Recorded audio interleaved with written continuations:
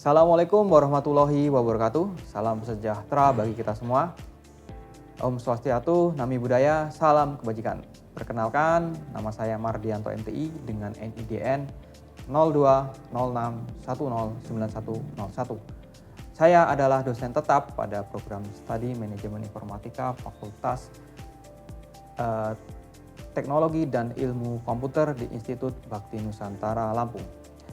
Dengan penuh rasa tanggung jawab serta komitmen terhadap pengembangan pendidikan tinggi di Indonesia, pada kesempatan ini izinkan saya menyampaikan pernyataan diri dosen atau PDD dalam rangka unjuk kerja Tridharma Perguruan Tinggi atau UKTPT pada bidang pengajaran.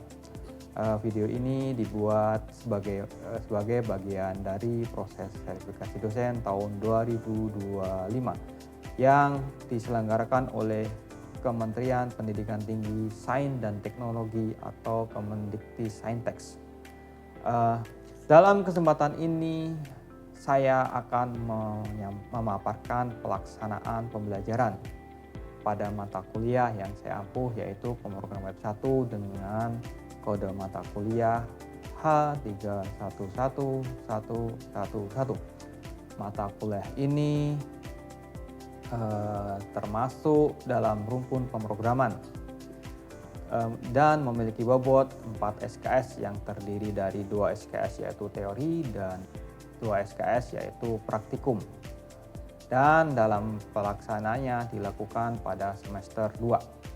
Untuk deskripsi mata kuliah ini memperkenalkan konsep dan pemrograman berbasis web yang mencakup pemrograman terstruktur secara HTML, buatan CSS, dan pemrograman menggunakan JavaScript, dan serta pengenalan server-side dengan menggunakan PHP dan juga nanti ada database MySQL. Selain itu, mahasiswa juga diperkenalkan dengan framework Bootstrap. Melalui mata kuliah ini, mahasiswa itu diharapkan mampu membangun halaman web, baik itu statis maupun dinamis secara terstruktur, efisien, dan sesuai standar pembangunan website untuk saat ini. Metode pembelajaran yang saya ajarkan pada mata kuliah ini yaitu secara tatap muka langsung, baik dalam kelas maupun dalam praktikumnya yang dilakukan di laboratorium komputer di kampus Institut Bakti Nusantara dengan ketentuan pembelajaran mulai dari teori, praktikum, belajar mandiri, dan juga beban tugas. Saya menerapkan pendekatan pembelajaran yaitu dengan cara student centered learning atau pembelajaran yang berpusat pada mahasiswa, di mana mahasiswa tidak hanya menjadi penerima informasi tetapi aktif sebagai pembelajar yang mandiri dan kooperatif. Melalui pendekatan ini saya mendorong mahasiswa untuk terlibat aktif di setiap sesi pertemuan mata kuliah, mulai dari diskusi, studi kasus, hingga pengembangan proyek aplikasi web sederhana yang relevan dengan kebutuhan dunia kerja. Untuk studi pustaka yang saya gunakan ada utama dan juga pendukung. Yang utama yaitu dari karangan Rohi Abdullah di tahun 2018 dengan judul 7-in-1 Pemrograman Web untuk Pemula, diterbitkan oleh PT Alexa Media Komporindo. Yang kedua yaitu buku ajar dari konsep dasar pemrograman website dengan PHP, diterbitkan di tahun 2020 oleh Ahli Media Book. Untuk pendukung, saya menggunakan website resmi dari W3 School untuk proses pembelajaran. Dan juga ada gestarbootstrap.com yaitu untuk pembelajaran Bootstrap-nya. Untuk penilaian pada mahasiswa, saya menggunakan sistem evaluasi yang komprehensif berdasarkan kombinasi berbagai aspek dalam proses pembelajaran. Dalam proses evaluasi, saya menggunakan rubrik penilaian sebagai instrumen utama untuk memastikan bahwa penilaian dilakukan secara objektif dan adil dan tentunya akuntabel. Untuk tahap Berikutnya, silahkan menyimak video pembelajaran pada mata kuliah ini sebagai dokumentasi proses pelaksanaan pengajaran yang saya lakukan.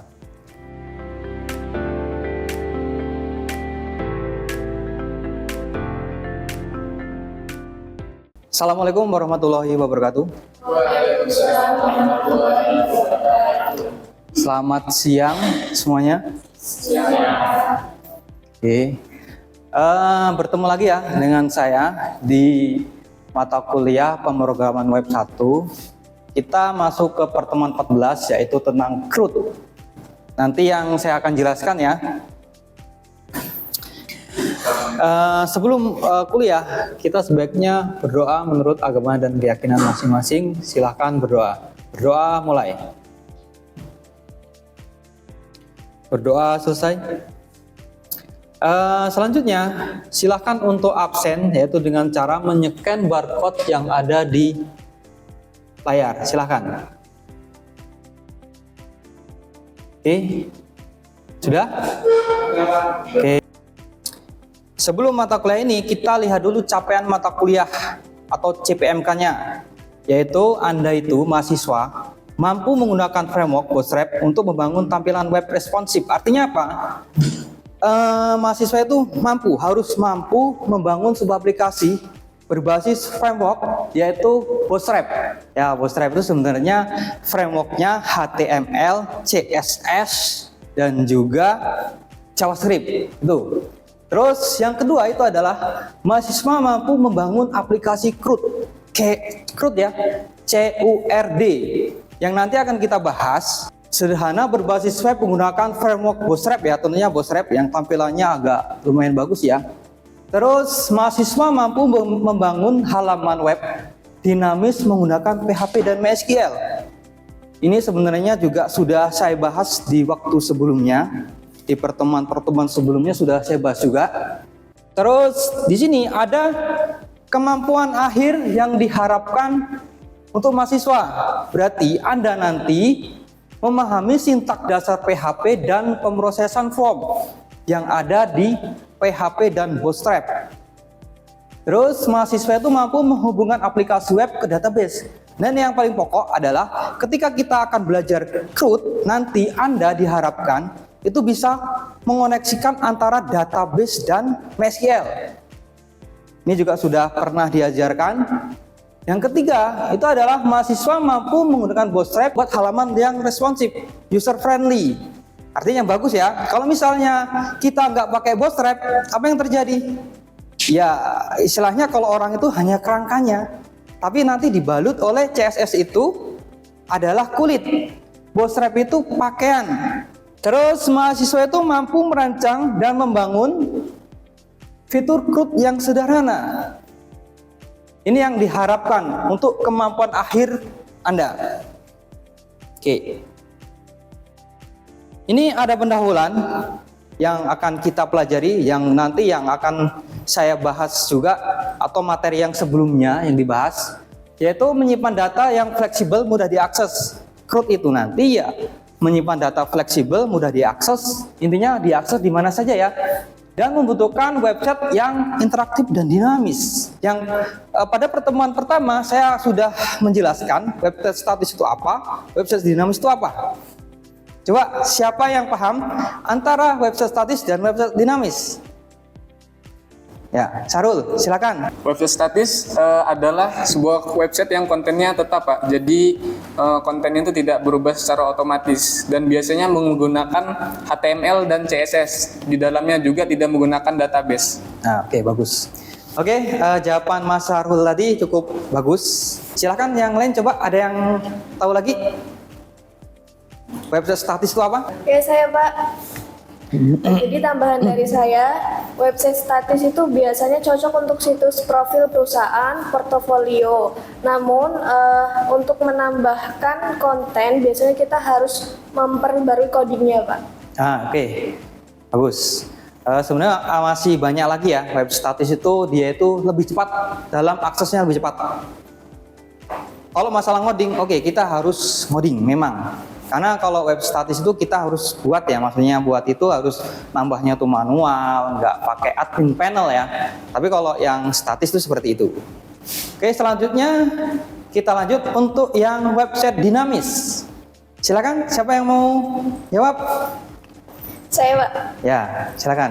Oke, website dinamis merupakan website yang kontennya bisa berubah secara otomatis berdasarkan input dari user dan biasanya menggunakan bahasa server side seperti PHP dan menggunakan database seperti MySQL, Pak. Oke, bagus. Memang website dinamis itu dia itu kontennya dapat berubah-ubah dan biasanya website dinamis itu ada namanya admin panelnya. Admin panel ya, kita bisa input data, tapi kelemahannya apa? Kelemahannya satu, kalau misalnya security-nya tidak kuat, artinya misalnya kita buatnya nggak ada login, terus misalnya passwordnya tuh cuma sedikit, itu bisa dihack ya, ini dihack bisa. Itu kelemahan dari website dinamis. Tapi kalau misalnya kita menggunakan framework, itu akan lebih bagus lagi, karena di situ sudah ada security-nya itu. Kita akan lanjutkan ke inti dari materi. Sebelum kita mulai materi CURD, kita harus memahami dasar-dasar pemrograman PHP dan Bootstrap. Itu yang harus kita pahami terlebih dahulu. Di dalam dasar-dasar pemrograman PHP dan Bootstrap ada namanya konsep dasar pemrograman PHP dan arsitektur Bootstrap. Kita menggunakan Bootstrap 5 ya. Di sini Anda diwajibkan mempelajari sintak PHP dari variabel, operator, struktur yang kita sudah bahas ya di pertemuan sebelumnya. Itu sudah saya bahas juga, dan fungsi dan yang harus dipelajari. Terus ada juga antarmuka, interaksi dan pengguna. Nah, ini ada namanya formulir. Tapi kalau menggunakan Bootstrap gimana? Kita tinggal pakai saja. Itu perbedaannya itu. Kita tinggal pakai utuh jadi. Kita tinggal pakai, tinggal desain, kita tinggal pakai. Kalau istilahnya Bootstrap ini, misalnya logikanya gini, Anda mau bangun rumah sama beli rumah jadi perumahan. Kalau misalnya mau bangun rumah, itu ya kita harus manual ya, bikin pondasinya, terus mikirin semen, bata, dan lain-lain ya. Tapi kalau misalnya kita beli perumahan langsung jadi, tinggal pakai konsepnya seperti itu. Itu adalah framework Bootstrap. Nah, ini juga tadi sudah saya jelaskan ya, membangun antarmuka pengguna dengan CSS dan Bootstrap. Kalau misalnya di dalam Bootstrap ternyata belum ada, misalnya Bootstrap juga kan ada kelemahannya ya. Kita misalnya CSS-nya belum ada yang kita inginkan. Kita bisa tambahkan dengan CSS. Kita coding sendiri CSS-nya, kita tambahin sendiri. Itu yang disebut antarmukanya, pengguna CSS dan Bootstrap. Makanya kita perlu penambahan nama CSS. CSS itu kan apa ya? Lebih ininya kode style yang lebih bagus lagi ya. Kalau kita inilah make up lah, intinya seperti itu. Di sini ada integrasi PHP dan MySQL untuk pengembangan aplikasi. Ini integrasi ya, PHP dan MySQL. Ini yang harus dipahami dulu sebelum menggunakan CURD. CRUD. Nah, ini kita masuk ke, sekarang adalah inti dari materinya. Ini adalah pengenalan CRUD dan database. CRUD ini tadi singkatan dari update dan delete. Tadi saya sampaikan. Itu ada 4 operasi dasar menjadi tulang punggung setiap aplikasi berbasis data. Jadi inilah tulang punggung dari setiap aplikasi yang ada di dunia ini. Gitu ya. Ada create, update, delete. Anda boleh menggunakan bahasa pemrograman selain PHP. Ada banyak Pak bahasa pemrograman selain PHP ya. Ada Python, ada Django, ada Ruby, ada tipe script, ada Java, tapi fondasinya adalah apa? Kita harus paham dulu CRUD. CURD ini adalah fondasi utama. Sama halnya kita mau bangun rumah harus ada fondasi. Kalau nggak ada fondasinya roboh. Ini adalah fondasi utamanya.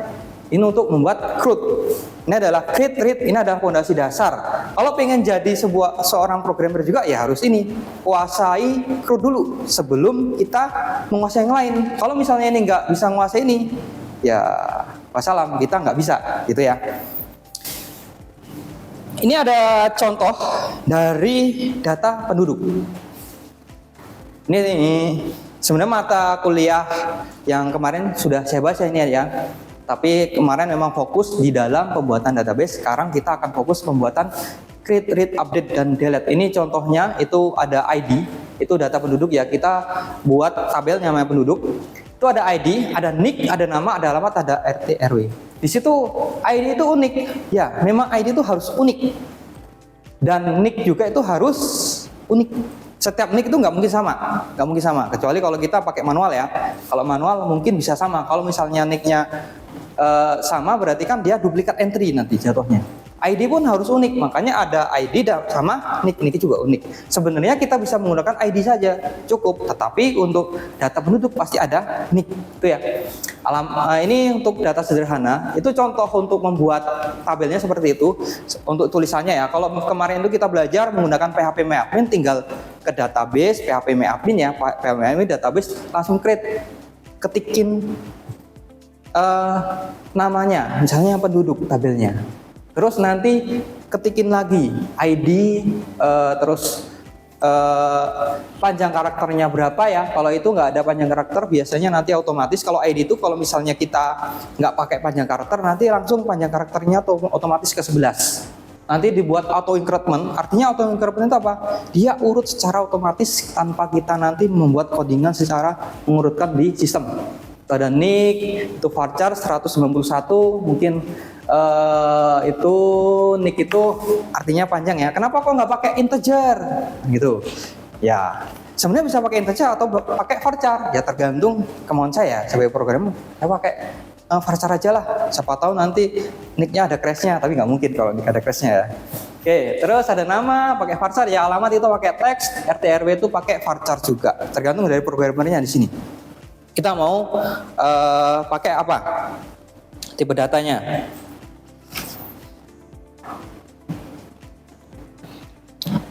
Nah, ini ada implementasi fitur CRUD pada PHP berbasis Bootstrap. Ini mungkin membuat koneksi database satu, menampilkan data. Biasanya tampil data itu ada di indeks. Terus membuat form dan membuat pemrosesan data. Biasanya kalau saya itu di dalam pembuatan CRUD itu hanya terdiri dari 3 file, yaitu koneksi, indeks, dan proses. Kenapa kok 3 file? Kenapa nggak banyak? Proses itu adalah nanti untuk memproses datanya. Kalau indeksnya biasanya untuk menampilkan form, menampilkan tabelnya, itu pakai itu. Biasanya seperti itu. Pakainya nanti Bootstrap. Kalau pakai Bootstrap ya cukup 3, indeks, proses, sama koneksi, cukup 3 aja. Bahkan bisa 2 atau 1 file bisa. Kalau menggunakan Bootstrap, kita bisa pakai namanya JavaScript dan model.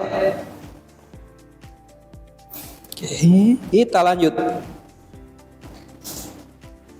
Nah ini koneksi database dengan PHP. Yang pertama kali harus kita pelajari adalah koneksinya nih. Di situ ada rumusnya ya. Rumusnya itu MySQL Connect.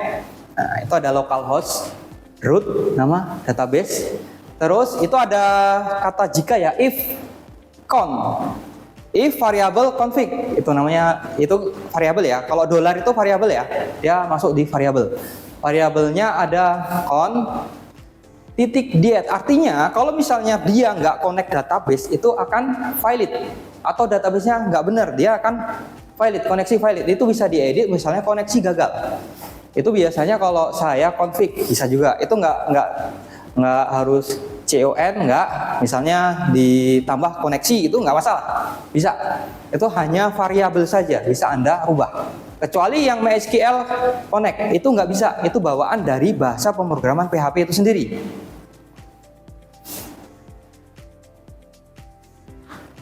Oke, kita lanjut cek koneksi, yaitu tadi yang ada connection diet itu mati ya, diet itu mati ya. Oke, pastikan untuk mengganti nama database Anda. Ya, itu yang harus diganti. Database-nya apa misalnya? Database-nya misalnya data penduduk DB, biasanya kalau database itu DB underscore atau DB langsung DB penduduk, misalnya Pringsewu, DB penduduk Pringsewu gitu bisa. Nanti baru tabel-tabelnya mau kita buat apa? Di sini ada nama database-nya yaitu localhost dan root. Itu adalah standar bakunya dari laptop kita menggunakan localhost root. Kenapa kok localhost? Nggak yang lain. Ya, karena laptop kita itu disebut dengan lokal atau localhost. Root. Kenapa harus root? Gak lain-lain. Bisa kalau kita menambahkan username dan passwordnya. Kemarin sudah diajarkan juga ya. Itu adalah password default dan pengaturan default secara umum. Kalau pengaturan khusus nanti ada lagi namanya di hosting. Itu nanti pemrogram web 2 dapatnya. Oke, kita akan membuat create, menambah data dengan form Bootstrap 5. Menambah data ya. Itu kurang lebih seperti ini. Dia itu ada form biasanya. Terus metodenya itu ada post. Biasanya rata-rata itu post. Kan metode itu ada post, get, put. Itu ada 3 ya. Post, get, put. Biasanya itu cuma 3. Terus kalau ya benar metodenya tuh cuma 3. Post, get, put. Cuma itu aja. Itu biasanya untuk membuat API, biasanya juga pakainya get, post, dan put. Tapi jarang yang ketiga ini, yang put itu jarang. Biasanya tuh post sama get, rata-rata itu. Biasanya untuk create, dia menggunakan query insert into. Artinya apa? Query insert into. Berarti dia query itu kan bahasa query-nya SQL tuh. Insert ke dalam, into kan dalam ya. Into data penduduk. Nah, itu yang biasanya untuk create. Terus setelah melakukan penginputan data, nanti ada namanya sesinya. Dia itu sukses atau enggak. Kalau misalnya sukses, kita kasih Bootstrap alarmnya ya. Message-nya nanti pesannya itu sukses ataupun gagal. Kalau misalnya duplikat, berarti kan nanti gagal ya. Tuh. Terus read, yaitu menampilkan data dari database. Read, kita ambil datanya dari database. Setelah kita input, kita tampilkan ke dalam indeks biasanya. Itu kurang lebih query-nya seperti itu. Select from, bintang itu artinya semuanya. Kita ambil data semuanya. Tadi kan ada data penduduk dari ID, nick, nama, alamat. Itu kita ambil semuanya. Kalau misalnya kita mau ngambil data nama saja, itu bintangnya dihilangkan, diganti dengan nama, koma, from penduduk. Itu nanti akan menampilkan semua data. Biasanya dia akan menghasilkan itu ya, variabelnya itu hasil ya, atau result ya, MySQL query, dan itu koneksi. Kalau tadi itu variabel koneksi, berarti yang dikoneksi tadi, DB koneksi tadi, itu pakainya variabel koneksi yang di sini. Saya akan balikin. Nah, di sini ada con ya, con. Nah, itu diganti koneksi seperti itu. Nanti kalau misalnya nggak diganti, nggak connect ya. Terus nanti akan menghasilkan while. Biasanya kalau nggak pakai while ya pakai for each. Biasanya seperti itu. Kita lanjut. Ini update dan delete data. Ini untuk memperbarui data, kita membuat from edit mirip dengan from create. Itu hampir mirip sama. Bahkan tapi ini biasanya menggunakan metode get, rata-rata get, tapi kita bisa juga pakai post. Kalau get dan post itu beda. Kalau post itu dia tidak tampil di URL, tapi kalau get nanti akan tampil ID-nya berdasarkan ID ya. Dia akan request berdasarkan formnya dan akan memproses query-nya update where ID di mana. Itu kan update atau perbarui data di mana ID-nya, kan where kan di mana ya, ID-nya berapa, ID siswa misalnya, atau ID penduduknya 1, ID penduduknya 2. Makanya kalau misalnya kita mau belajar hacking ya kasih ID-nya itu harus tutup itu ya. Terus delete juga ya, harus pakai where ID tuh. Kalau misalnya pengen lebih tahan terhadap SQL injeksi, nanti di kode programnya kita tambahkan prepress statement. Nanti dia akan tahan terhadap SQL injeksi. Tapi kalau misalnya masih pakai PHP native, ya nggak mungkin tahan terhadap SQL injeksi. Kita harus lebih proper lagi dalam pemrogramannya. Ini script untuk insert, update, delete, dan delete data ya. Ini ada query untuk update, query untuk delete, dan itu insert ya, sorry itu salah, insert, update, dan delete. Itu seperti itu query-nya. Untuk materi ini, apakah ada pertanyaan? Silakan. Saya Pak. Oke, silakan. Saya ingin bertanya, apa yang terjadi jika kita mengirim form HTML tanpa atribut method post? Oke, baik. Kalau misalnya kita tanpa mengirim atribut post ke dalam HTML form, itu yang terjadi apa? Nanti dia otomatis jadi get. Artinya apa? URL-nya akan kelihatan. Dia tidak akan aman untuk kita metode selain post. Untuk misalnya untuk input form ya, dia nggak akan aman. Kalau misalnya menggunakan get, dia akan kelihatan URL-nya, maka itu dikategorikan tidak aman. Kita lanjut. Pengujian dan aplikasi debugging. Ini adalah pengujiannya. Setelah kita membuat aplikasi CRUD, nanti pasti ada pengujiannya. Errornya di mana, terus pengujian integritasnya gimana, performanya gimana, dan keamanannya gimana. Itu harus kita uji sebelum kita terbitkan menjadi aplikasi. Nanti kalau di dalam pemrograman web, itu aplikasi itu akan di hosting namanya. Ada optimasi dan performa keamanan aplikasi. Ini merupakan untuk uji keamanan aplikasinya. Seberapa aman aplikasinya sebelum kita terbitkan. Harus kode dioptimalkan, misalnya terhindar dari SQL injeksi. Terus optimasi database, database-nya itu harus perlu dioptimasi. Misalnya tidak ada relasi, kita perlu buat relasinya. Terus kompresi asetnya gimana? Mengopresi CSS-nya supaya lebih bagus lagi, supaya mudah diakses, gitu ya. Terus keamanan aplikasi itu wajib ada validasi data dan enkripsi jika menggunakan password. Publikasi dan pemeliharaan di aplikasi CRUD. Nah, ini adalah untuk publikasi dan pemeliharaannya. Sebelum kita membuild aplikasi atau kita hosting menggunakan menjadi sebuah domain, kita harus lihat dulu keamanannya seperti apa. Itu nanti untuk project besar setelah CRUD ini, itu ya. Oke. Untuk materi ini kita sampai di sini. Selanjutnya Anda belajar mandiri dan praktikum di sini. Dan juga nanti ada tugas yang harus Anda kerjakan di setiap sesinya ya. Oke, itu aja mungkin yang saya dapat sampaikan. Saya akhiri. Assalamualaikum warahmatullahi wabarakatuh. Waalaikumsalam warahmatullahi wabarakatuh.